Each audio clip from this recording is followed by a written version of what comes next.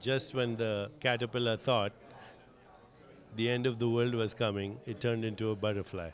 So we are at that stage, a critical stage where we could risk our extinction or we could create a critical mass for a more peaceful, just, sustainable, healthier and happier world. Spirituality is that domain of our awareness where we go beyond our narrow boundaries, even religious boundaries, ethnic boundaries, national boundaries, and embrace our universal identity. Because we are luminous stardust beings, the coming together of space, time, and consciousness. This is our time.